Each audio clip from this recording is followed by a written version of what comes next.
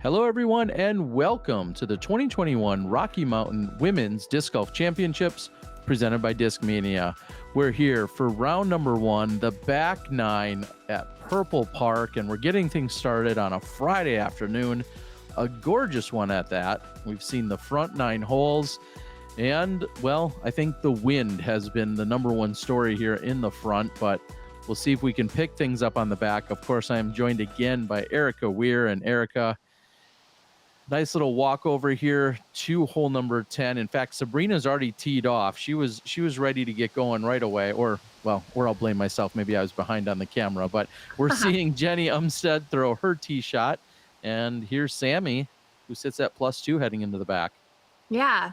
Sammie's out there repping her Top Shelf Disc Golf shirt. That is one of her sponsors, and she is throwing a great backhand to set herself up nicely there in the fairway.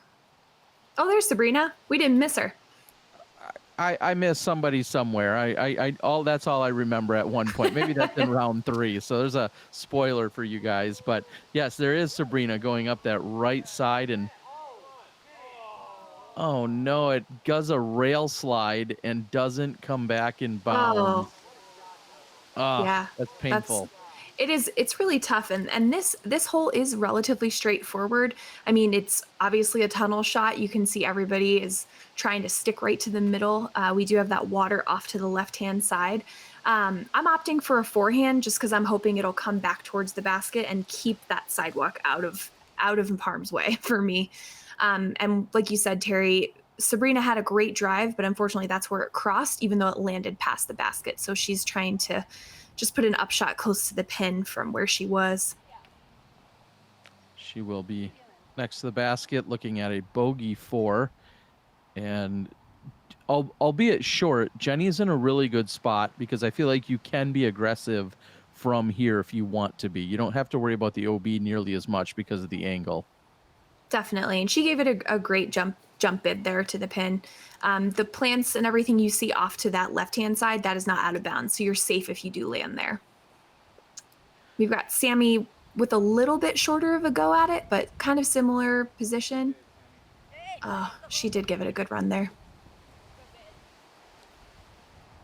And then you're off on the left side. Now, keeping in mind, it's uphill, but you also do have OB almost directly behind the pin from your position. Definitely. At this point, I mean, my score is obviously quite a bit higher than the other women on the lead card. So if I have a birdie opportunity, I'm going to try to take it, but at the same time, definitely mindful of that out of bounds as well. So I tapped in so I could just run over and get Sabrina's disc so she didn't have to worry about it. I didn't want her to forget it.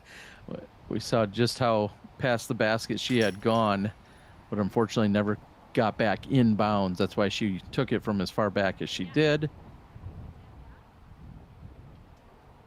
And it looks like we just have a couple of tap-ins here. I say tap-ins generously. Again, you can sort of see that wind with the tree going behind there. Any putt you're going to try to make right now, I mean, you want to be as close to that basket as possible so you can slam dunk it just like Sammie did. That's the only sure way to get it in there. Yeah, and speaking to exactly that, you're normally like, oh, 5-10 feet is no big deal. When it's this windy, yeah, 5 and 10 feet can be a big deal. For sure. Exactly as you're saying. So they head over to hole 11, 232 feet, but it plays probably closer to 250, maybe even 260. Yeah, I would definitely say in that 260 range. This is another one of those where it's a really delicate tee shot because we do have out of bounds off to basically all the sides behind the pin. You're throwing from low to high. You can kind of catch it in that video, but it is a pretty severe angle that you're trying to land on. It's well within our throwing distance, but if you're going to take the hyzer route, you're going to contend with some trees, you're going to contend with that playground and some bushes. So if you do not make it in bounds, you'd be going way further back than what you had anticipated. And we see you going up the right side, trying to fight through. And unfortunately, one of the guardians on the right side has other ideas. Yeah, I'm pretty sure that I don't know if it was a destroyer or a Thunderbird, but I definitely picked something stable just to kind of crash through and get me back to the fairway.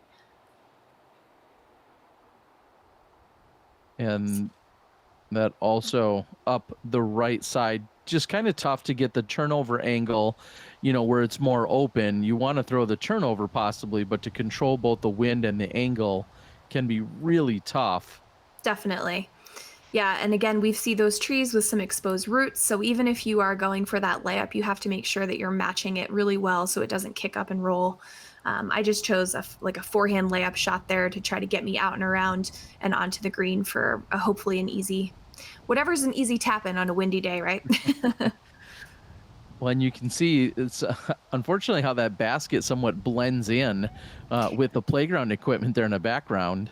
Definitely. And Jenny put herself in a really good spot. But again, at this point in the round, you're warmed up, you're halfway through, and if you're checking scores, you definitely want to make sure that you're not taking risks you don't need to take in round one. So it looks like she sort of gave it a little bit of a half bid. Sabrina gave it a full go. She was right off the front of that basket. What a great birdie that would have been for her.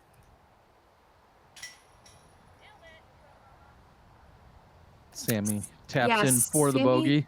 she might have been out of bounds on her drive. That's what that looks like to me. Um, I think Jenny and I might have been kind of close, so I just popped my mini down real quick. Yeah, and these baskets are Discmania baskets. They catch really well. We actually put custom wraps. So when you're at this tournament, one of our ways to fundraise is to sell a basket. So this is a temporary course. After the rounds, they all get taken out, and then the third day of competition, if you purchased a basket, you're able to take it home with you. So it's something people look forward to, and they can collect those baskets throughout the years.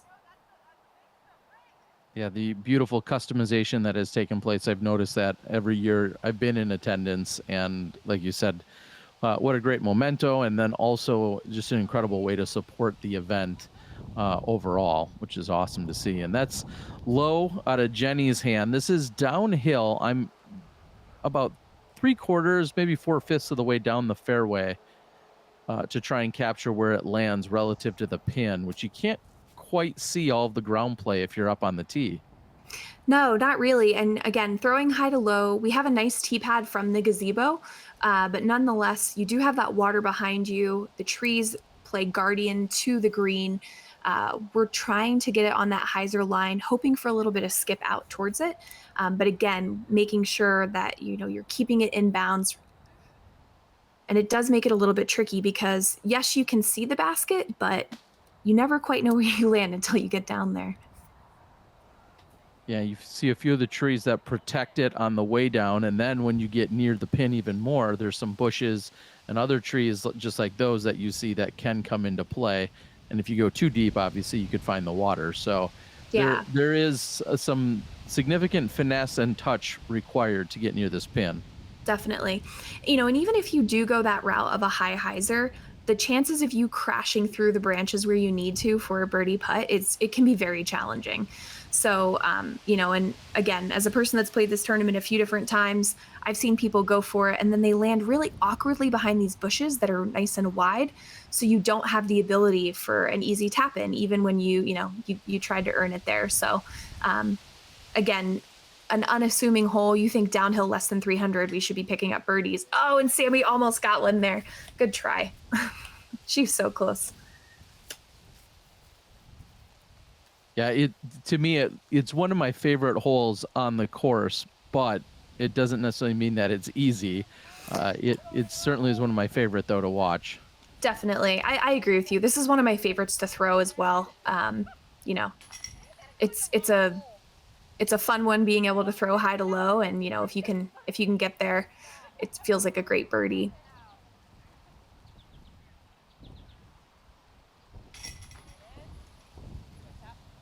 Jenny in for the par. You will be tapping in for par. You had got to about pin high, but a little bit out of position and Yeah, somewhere deep in circle two. definitely circle two. And again with the way the putts have kind of been coming off, combined with the wind, I'm at that point I am fine to just lay up and settle for a par on this hole. So away we go we are on hole 13. This is our ace hole from 2 years ago. Remember filming that? Certainly do. Nicole Johnson, I believe, was Yes. the one that carded the ace right here and Yes. That was her uphill. first Go ahead. ever tournament ace too. So that was a wonderful moment to be part of. And huge shout out, Jeff Hungerford was standing basically where I am now, as he was trying to get more of a catch position, and I was down near the actual throw. But it's blind, and I think that's the big takeaway here is you guys are throwing essentially a blind shot up over the hill, and you're really just trying to play from memory, aren't you? You're playing for memory and you're also playing all of the shrubs that you see in front of us. That's completely out of bounds. So you could go a quote unquote safe route out and around to the left hand side. We all know that we have 200 feet of distance. It's just a matter of, like you said, throwing from memory and doing what you can to place the shot as best as possible.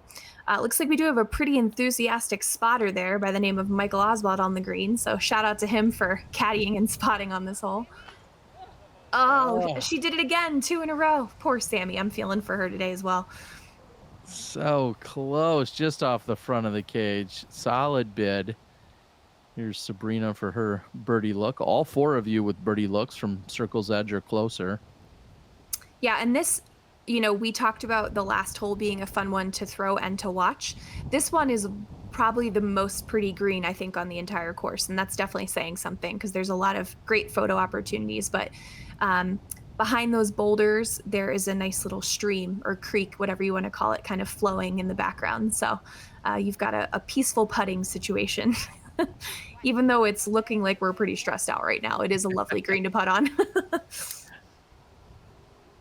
And you remain with the last birdie look out of the group. I think I've seen everything from 5 under on this hole out of 4 competitors, upwards of 1 or 2 over. You see a little bit of everything on this hole. You definitely do. And again, if you have that nice hyzer shot, yeah, there we go. I was our only hope and I blew it. Way to go. It looks like we're playing for par or worse on this hole as a group of 4, but And we'll see everyone step up and clean up, as you said, that creek that runs behind it. It's easy to find a disc launch and go all the way and carry into that even as well, oh, on a definitely. putt. So it's something you Yeah. have to be conscious of. For sure. I mean, the boulders are like they're a great feature on the green, but if you hit one of those, you could also kick and roll as well. So, it is just over 200 feet, but there is a little bit of damage that can be done there if your shot's not placed exactly where you want it. So, And speaking of the green of 13, I think we're going to hear from a sponsor in just a moment. That's after Sabrina goes and gets her selfie on the green. She knows it's beautiful and picturesque, just as you said. All right, we're going to stand down for a moment. We got a word coming to you from our sponsors. Oh, that's cool. I got it myself. Thanks. Yeah, you did it. You did it.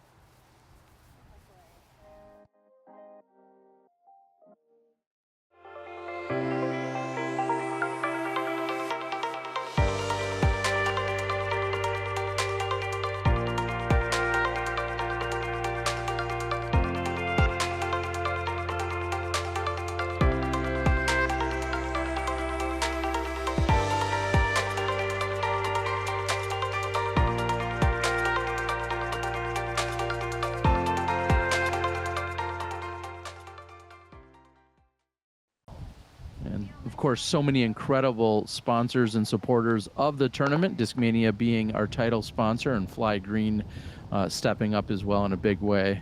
So much effort put into putting on this event, isn't there, Erikah? there definitely is. Oh, poor Jenny hits that tree off the tee. I know that's not what she wanted, but yeah, Flygreed, Mike Dunn, and Eddie Wooters and their team have always been a great supporter of this event.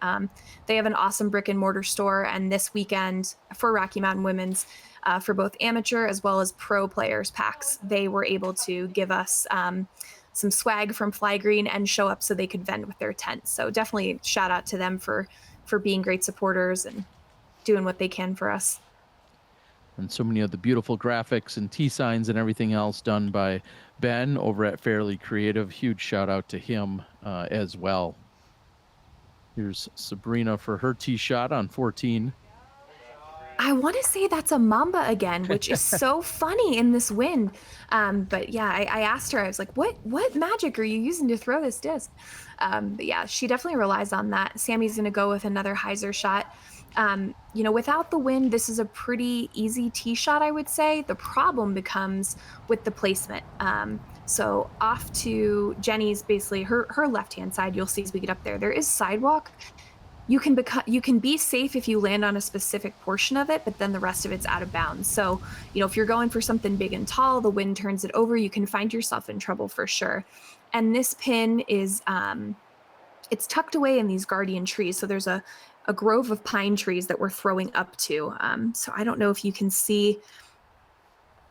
I think I can see the cage from there, but I know where it is because I had to haul that basket in. So, Well, this is another one where, sometimes it can be a little bit difficult just to see as it blends in so well with all of the trees.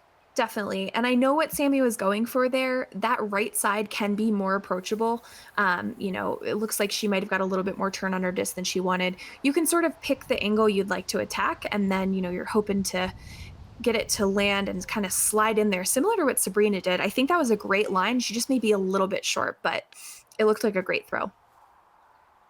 Jenny's got a custom Zucca cart there. I wonder who painted that, question mark. Shout out to Patrick Brown, the artist there. Looks great. She's up there. She's looking at a bogey. And again, at 406 feet, this is by all means a bonus birdie if you can get up there and, have a look at the pin. Just requires a lot of power throwing uphill. Definitely. Here you are from a knee.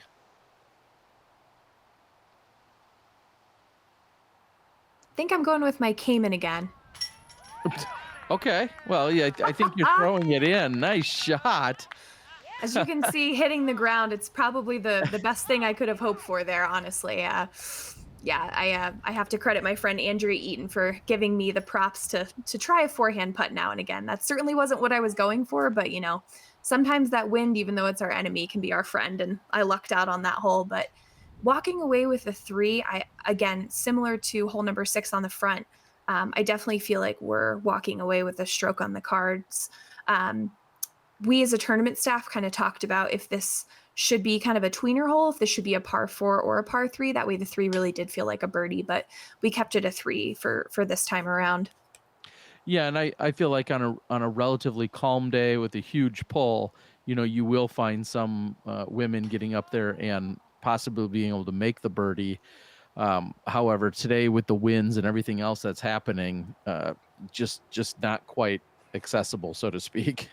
Yeah, and there's quite a bit of trouble that you can get into. So, if you were putting for a birdie, I would say you may be even hitting a circle 2 putt. So that would be a really huge gain on the field. But what I will say is, with the poor Sabrina, with it being guardian, it was a little bit calmer on the screen. So Sammie was able to put it in for her bogey, even though she was more than just a few steps out. And Sabrina struggling a little bit here to try and close out. You see, in fact, your par picking up 1 on Sammie Joe and 2 on both Jenny and Sabrina. So that shows just how difficult the hole is, where a par is picking up a couple strokes on your card mates. And I head over to the middle of 15, and if I took a bogey all weekend, this I feel like is one of the spots where I did it. This is a difficult hole sometimes to cover. And I think it was both here and in round 3. It was tough to find the exact positioning for you guys. I think in round 3 I struggled more actually, but yeah. So you can sort of see it's a tunnel shot. We pick this tee pad because it gives you access to the sidewalk to have a nice tee pad to throw from. However, you've got kind of that bench off in front of you, which can be a distraction. We've got pine trees on both sides. So you are looking for a tunnel shot. If you fade too far to the left, there's another grove of pine trees. It looks like Jenny might be over there contending with that. So we'll see what she does with her second shot. So there's a place you can land, but then right there, we saw looking towards the pin, there's these smaller trees. So it does make it very difficult to try to pick what you're going to do and stick with your game plan. Like I said, the practice rounds here were relatively calm. So with the wind, it sort of changes that up. So you do have to make that decision basically mid-round to see how you're going to tackle the hole. And yet again, protected green on that. Looks like she just held on to that. Yeah, she did. A little bit of almost a grip lock is what it appeared to be. Oh, and that's what she turned around and then said is grip lock. And that's exactly what it kind of looked like. Yeah, and it is tough. We make the the rough on that right-hand side out of bounds just to try to help with speed of play. But unfortunately, Sammie Jo did find that there. Sabrina might be flirting with it, but I think she's okay. She might have just gone down the hill a little bit. Here you are with another forehand, trying to recreate some magic from the previous hole. Can't hurt, but you're not going to get to the pin if you smack a tree in the middle. So I know time and time again when you've done some commentary with Val, you've done a forehand count. Mine would be a little bit high. I definitely, when it's tricky, when it's windy, that is a shot that I can depend on. But unfortunately, I just did not execute there. Jenny looks like she's going to be going with a little bit of a straight, but a hyzer, but trees catch her up as well. So you're seeing the lead card definitely struggle here. Got a little forehand flick that she wants to just try and get around everything. Oh, Woo. Keeps it tight. Hits off the top of the basket. Jenny was recreating my shot from the last hole. There we go. Exactly. And my mistake. I should say feature card, right? Because we're on round 1. So we'll see who makes the lead card tomorrow. But I was trying to go for something long there to see if I could save it, but just sails off to the left-hand side. Yeah, and you had said that Sabrina was pushing down and to the right. She did not get all the way to the OB, unlike Sammie. So this is her par bid, and that's off the top of the band. Man, that was a great long run. I've played more, I think, this year with Sabrina than I ever have, and I am always impressed at, some of the long putts she gets, some of her controlled drives. I think I've said it a few times. I know she loves to throw lighter weight mambas, and she just picks her line and commits, and the disc flies so beautifully out of her hand. So it's a pleasure to play with her, and I'm really glad that she's back in and around the Colorado scene. I heard you guys talking about that disc, and then, of course, the two things that come to my mind is there any chance it's mismarked and it's actually a different disc? Or is it just one of those super goofy anomalies where you have a disc that, albeit a lightweight, understable disc, somehow something happened in the production and it just did not come out the way it's, the flight characteristics say it should. Yeah. I know I've got a disc or two that's like, you hand somebody a disc, you're like, throw this, and then they throw it, and you're like, yeah, it doesn't throw anything like it's supposed to. And that might be one of those scenarios. Yeah, definitely could be. We are on the green of 16. So as you can see, 16 is a beautiful hole. Oh boy. Yeah, there she went, and I never got that one back. Oh no. So the pond I just threw in, you have that on your left-hand side. You've got a pond that you need to clear. So, you're throwing from high to low, so you have the carry, but again, it is just really tricky. Jenny pulls off a beautiful shot, nice and straight. I think the goal, at least for me, is I'm trying to land at or around that big tree, basically just lay up and try to have a shorter putt. But you can see that wind whipping Sabrina's hair too. It didn't let up. No, and you have, obviously the water short, you have the water left, and then even just the long grass to the left, which she's about 10 or 15 feet from, is actually considered out of bounds as well. So Definitely. There is a significant amount of placement that needs to be done here, and Sammie's turning that one over, and it's fighting back, and a little love from the tree. I think that for sure is what keeps it in bounds, and that's not a bad place to be at all, and as you head to the drop zone. Yeah, not at all. And this drop zone, I believe this is where our junior players play from. So it's a good spot to be in. Unfortunately, it's a great drop zone. It keeps us fair, but at the same time, it's a really, really hard to go for that putt from that drop zone. So I was just trying to get it close to the pin. I think Jenny was trying to figure out if she was, I'm sure she was further out than she thought, but just kind of conferring with us before she took her shot there. Maybe seeing if Sammie wanted to move her disc or something like that. Yeah, but again, this is a beautiful hole, and I've seen some people with some great shots executing birdies, so it is definitely doable. Sammie confirms that she's outside of the circle, not quite enough drop, and now Sabrina left with an opportunity still for the birdie.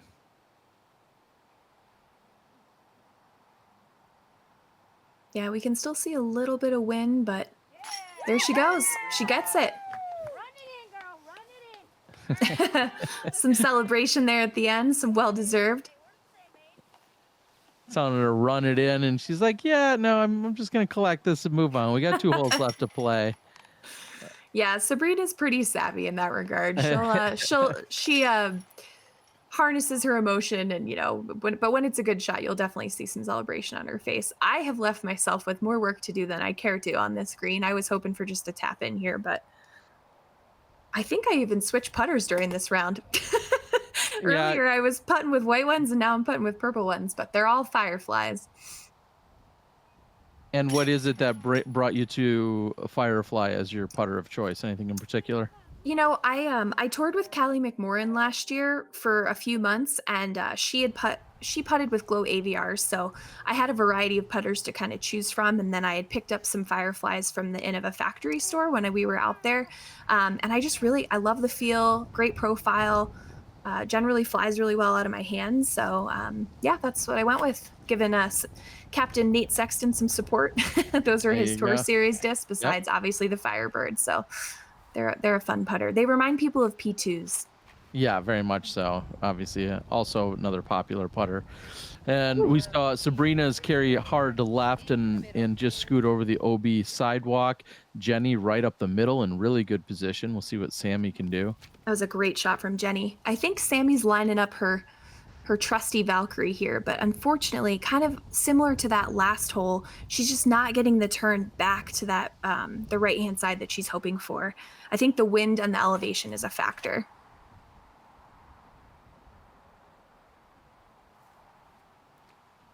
That is a G-Star Firebird, believe it or not. Wow. And it's pushing hard right, but it looks like you stayed in the clear. Yeah, this fairway, it is pretty cut out. As we kind of walk down, you'll see that that is an okay place to land there.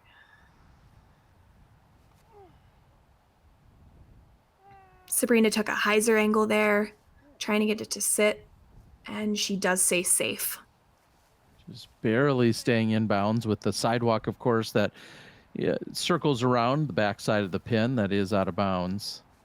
Sammie's going to keep it a little bit lower. And this being a par 4, both of them with good shots, they could potentially save their par. So they were definitely going for that with, this being hole 17 with just one more to play.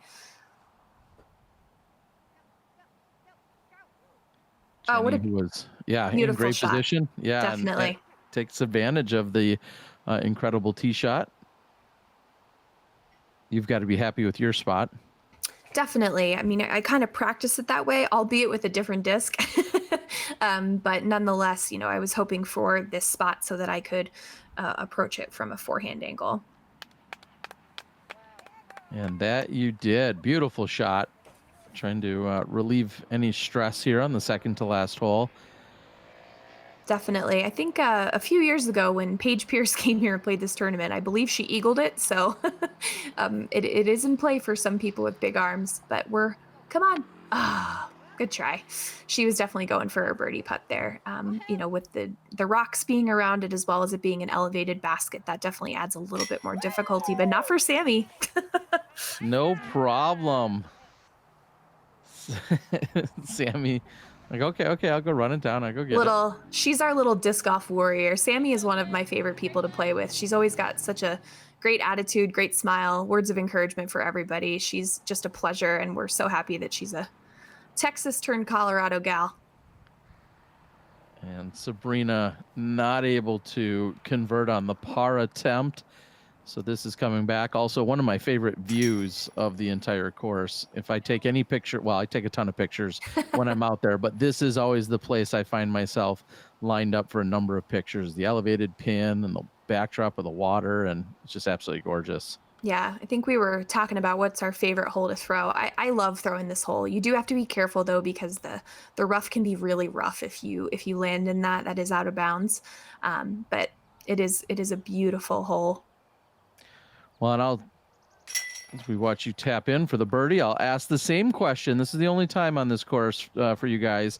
What is your favorite hole on the back nine out here at Purple Park? I know you don't get to come out and play it, as Jen taps that in.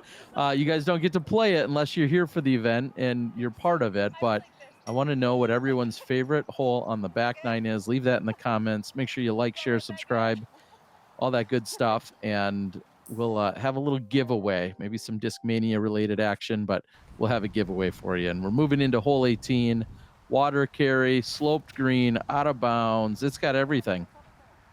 It definitely does. You know, this is not one of those hole 18s that you can walk it in on. I mean, it is short, but like you said, you've got water carry, that wind that has been a blowing and driving force all day. You do have your choice between a hyzer shot and hyzer shot, forehand or backhand. You can kind of pick what you want, and Jenny places it really well. She's definitely on the dance floor for a birdie putt there. Sammie's backhand a little bit short, but almost the same exact result as that we just saw from Jenny's shot. Yeah, and Sabrina, she is definitely a backhand player, so she's going to take that line as well. I think I asked her, I was like, are you going low or high? Just before she threw. So she kind of put it out there to the right-hand side and let the wind carry it back. But she is just a little bit further from the pin, I think, than maybe Sammie is. So my forehand, unfortunately, didn't quite do what I wanted it to. So I'm just going to go with a layup here and try to finish strong. Oh, surprise me. I hit the basket. Yeah, well, a little. You see the the exhale from you, knowing it's been a long day, and obviously you've been putting in the work as one of the assistant TDs. So big shout out to you and the rest of the club and organization and all the sponsors and supporters. I think Ray and Kyle, and then again, constant support and sponsorship from so many others. Definitely. And this has been an event that the Mile High Disc Golf Club has really loved. You know, I think back since the days of Doug Bjerkes starting the tournament. Great birdie from Sabrina there. You know, it's one that our community looks forward to. We have caddies that sign up just so they can get the chance to play the course in the days leading up to the tournament and support our women as well. So this is definitely a tournament that is near and dear to the Mile High Disc Golf Club's heart. And Jenny counting that one a little too early. She's going to remain at +5, which is still going to be one of the better scores. We're going to take a quick look at the leaderboard. Sammie will stay at +5. You come in with the +6. Sabrina a +7. And round one is done. We're going to move over to another course. It's all good. We're going to move over to another course. And there's your leaders, Jenny, Sandra, Darian, taking all +4s, along with Angelina. So we'll see them on the lead card for round two at another course just down the road. Thank you so much, Erikah, for joining, and hopefully we'll hear from you more in rounds 2 and 3. I'll be there. Thanks, Terry.